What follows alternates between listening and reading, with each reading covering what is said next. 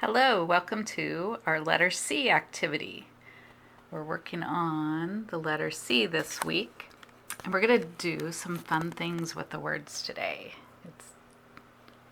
We'll write a letter C on whatever you can with your paper or a writing board or on the computer, whatever you have. Practice making letter C's. It's just a fun little curve that goes around. And let's look around at in your house and find some things that might be shaped like letter C. I was even thinking this ladle, you can touch it and it feels kind of like a letter C curves around. So it may not be all the way like a C, but it's something fun. And these little noodles, I thought look like little C's. You could find a noodle maybe.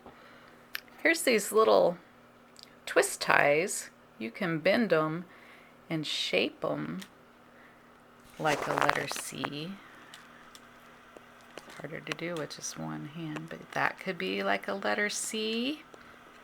I went outside and I found this little branch from the arborvitae, kind of like a letter C. Even this one was shaped a little bit like a C in there.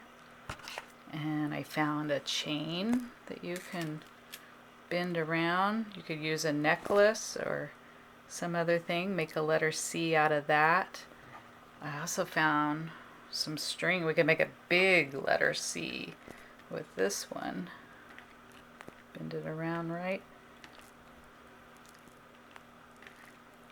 It's kind of harder to do. So that's like a big giant C. And I have a tape measure that can kind of fold around like a letter C. So you can just play around with different things. And then I went and looked at some food. Guess what I found? A banana is somewhat like a letter C. It doesn't curve all the way around, but it kind of looks like a C. And then we had some donuts at our house. And I took a bite and it looks like the letter C. And I found a cracker and I took a bite and it looks like a letter C. So there's some fun things, some ideas.